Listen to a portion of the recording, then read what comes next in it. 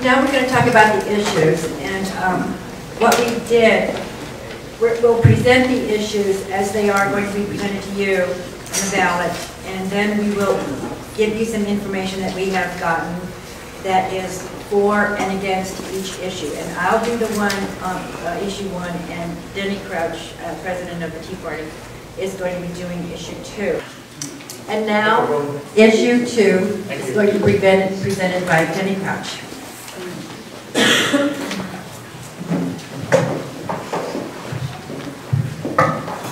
Issue 2. Spent a lot of it in the newspaper, on your TVs, etc.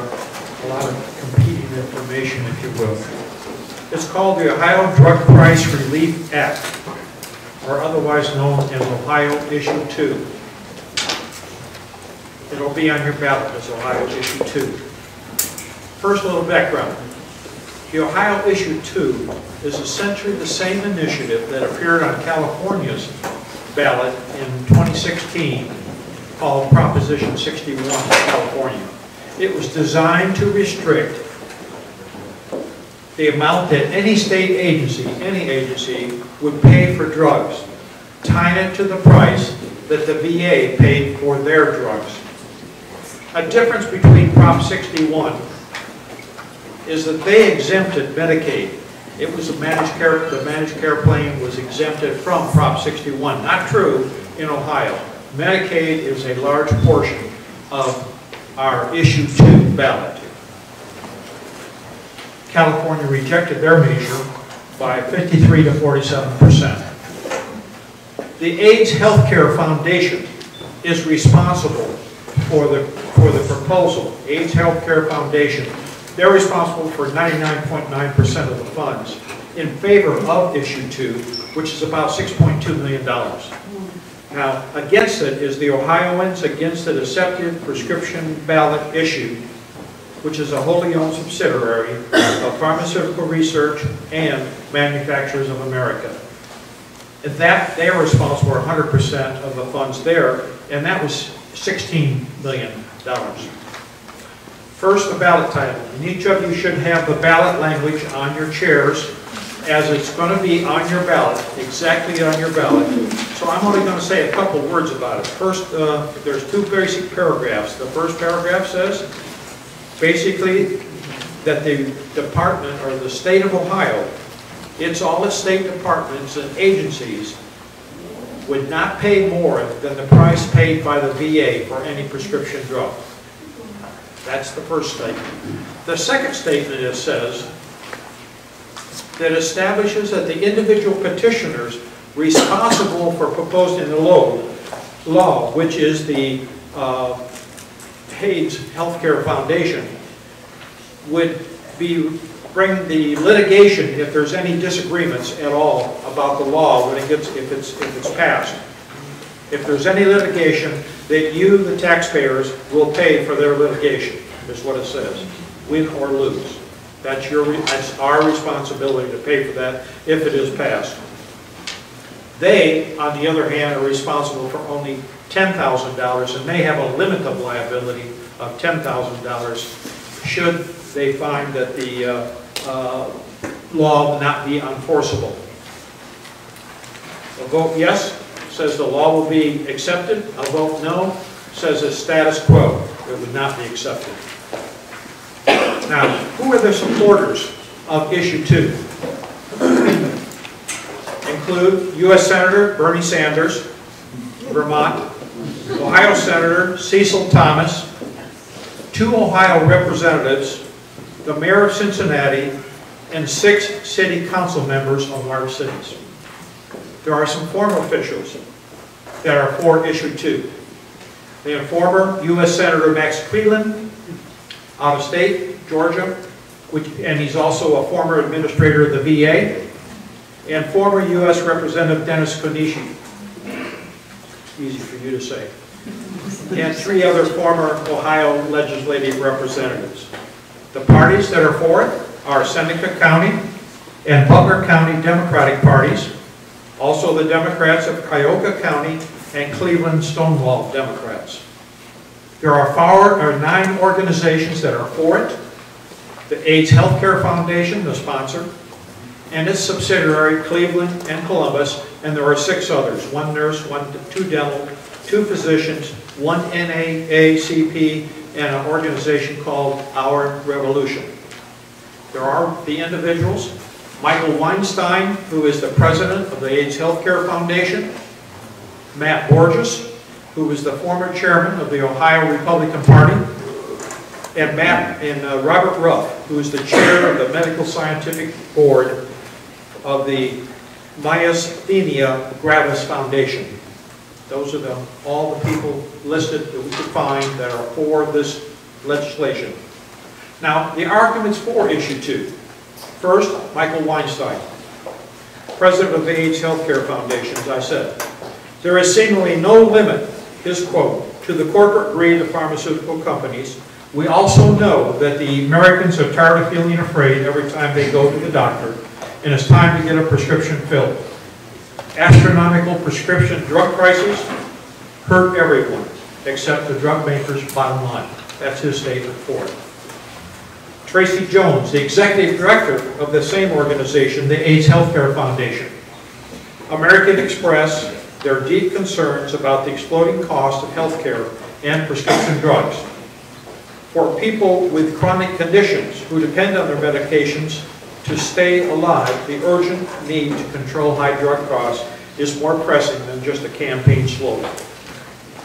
Don McTee, attorney for the sponsors, initiative sponsors, stated, it'd be a benefit to all taxpayers because the state would be spending less, indirect benefit to taxpayers. The state would spend less on prescription drugs or buy more prescription drugs. It would free up some substantial amount of money that the state could use for other programs. This statement. Then there is the for the issue, Ohio taxpayers for lower drug prices, criticized the opposition campaign and the contributors to this opposition campaign, stating in part, the drug industry has paid, in 2016, made $27.5 million in campaign contributions to Senate and House candidates. In 2016, 3 dozen drug companies shipped in over $110 million to the campaign to defeat Proposition 61 in California. The drug companies don't have right on their side, but they do have money, unquote. Okay, that's 4.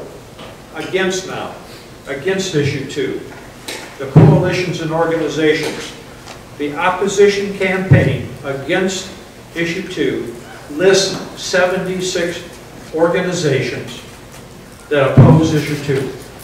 The types of organizations that against issue 2 include doctors, nurses, health associations, veterans, pharmacists, employers, chambers of commerce, and more. To name a few of them, just a few out of the 76. American Academy of Pediatrics of Ohio, Academy of Medicine in Cincinnati and Cleveland in Northern Ohio, the Greater Dayton Area Hospital Association, and the Ohio Nurses Association. The veterans organizations include AMVETS, American Legion, VFW, Iraq and Afghanistan, Veterans of Ohio, the Military Officers Association of America, the Retired Enlisted Association, Retired Enlisted Association, etc. Also, there are many businesses and other entities that include the Chamber of Commerce, Ohio, Ohio Allied for Civil Justice, Ohio Farm Bureau, Ohio Fire Chiefs Association, and I won't name the other 60 with time. Individuals. There are 4 individuals. The first 3 are former state Medicaid directors, John McCarthy, Barbara Edwards, and Maureen Corcoran. All are against issue 2. The 4th person is Chris Goff. He's the CEO and General Counsel for Employees Health. He's against it as well, the CEO. One party is against it, called the Stonewall Democrats of Central Ohio. Now, what are the arguments that we have against issue 2? It's posted on the Ohio Department of State website, by the way. It says vote no on issue 2, and is submitted by the Ohioans against the Deceptive Prescription Ballot Issue Committee. Basically, costly, deceptive, and unworkable. Costly. Ohio doctors, nurses, pharmacists, and hospitals oppose the ballot issue because it could actually increase costs for 7 million Ohioans, nearly 2/3 of our population. And that's because the issue 2 only includes 1/3 of Ohio's population. Of a 12 million population, it's about 8 million, 4 million included, 8 million would not be included. They are left out of this issue. It would leave out those that have private insurance, those who rely on, which is employers, with employers. It would, those who rely on Medicare and otherwise do not obtain medication through state programs, or the military who rely on TRICARE. Military veterans could pay more for prescription drugs. Former Ohio Medicaid directors who served in both Democratic and Republican administrations, and a state budget director warned the ballot issue could reduce access to medications. And the reason for that is different populations. The VA population is older. The people that are Medicaid are a lot of families and children, etc., that have different requirements for medications. VA has different requirements for medications, and the formularies that they have on contract do not exist. So there's no way to determine what one would pay versus the other. That's the reason for that statement. Deceptive. Ohio Budget Director says the claim that the ballot issue would save $400 million, and that's what the claim has been, you probably see that in the TV ads, is simply false, and based on an assumption that Ohio does not already receive substantial prescription discounts. In fact, Ohio's Medicaid program receives federally mandated and voluntarily negotiated discounts that bring its costs down to levels similar to those of the VA. The VA gets about a 24% reduction. The Medicaid gets about 23.1% reduction, as we know. But we don't know the real cost, but those are the percents.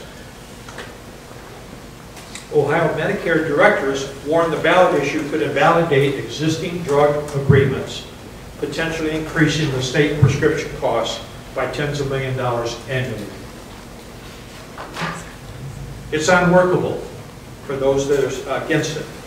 Healthcare experts say requiring Ohio to purchase drugs at the lowest price paid by the VA would be impossible to implement because by law, the VA does not disclose the price. By law. Secondly, the ballot issue contains no language guiding implementation, and it was proposed by a controversial California healthcare CEO without consulting any Ohio officials tasked with implementation, which would lead to bureaucratic infighting, delays, lawsuits. Those lawsuits would be the responsibility of the taxpayers, and higher costs for taxpayers. His final statement, stand up for Ohio, join doctors, nurses, veterans, business, and labor, vote no on issue 2. There are 2 individuals that have made comments. Jenny Camper, she's speaking on behalf of PhRMA, the Ohio Chamber of Commerce, and the Ohio Manufacturers Association. She said the proposal was unworkable, offers zero implementation guidance, and would create a long-term quagmire of bureaucratic red tape and litigation. Perlissa Vandermeer, a spokesman for PhRMA only, also said the same thing and added that the proposal disregards the current drug purchasing and discount practices and could impact non-state pharmacy programs. You heard that before. Lastly, one last comment. The proponents of issue 2 have continually said $400 million savings. They haven't been able to show how they came up with that $400 million savings. It hasn't been disclosed. So an analysis was accomplished by Greg Browning, the president of Capital Partners, a public policy and management strategy consultancy in Columbus. From 1991 to 1998, he was the director of the Ohio Office of Budget Management, and he was the senior policy advisor to the governor of Ohio. I'm not going to read the report. I'm just going to talk a little bit about the conclusion that he quotes in the conclusion. Proponent, and I quote, proponents of the Ohio Drug Price Relief Act have created an annual drug cost savings estimate of $400 million by 1, ignoring the significant discounts Ohio currently receives on prescription drugs, and 2, using faulty logic that assumed that at least 20% cut to approximately $2 billion, $1.5 billion 1.5 in Medicaid, 500 million in non-Medicaid, in prescription drug expenditures produces $400 million in savings. They made this calculation without taking into consideration the fact that these Ohio prescription drug expenditures, which involve 3 million Ohio Medicaid recipients and about 1 million other impacted citizens, that's the 4 million, already reflect mandatory and negotiated discounts that already rival drug prices paid by the U.S. Department of Veterans Affairs. In short, he says, the proponents claim the passing issue 2 would result in $400 million in annual savings is simply false and without merit, unquote. That is the rest of it, except I just noted that when we did this last week, the state had said nothing about this. The state just came out in the Dayton Daily News. The state just came out in the Dayton Daily News saying that issue 2 won't likely result in savings. And they used some of these same arguments. They did a study there and they said it can't save the $400 million, just as a study that I wrote the conclusion on. And I won't go through it all. It's an article in the Dayton Daily News that you're welcome to get.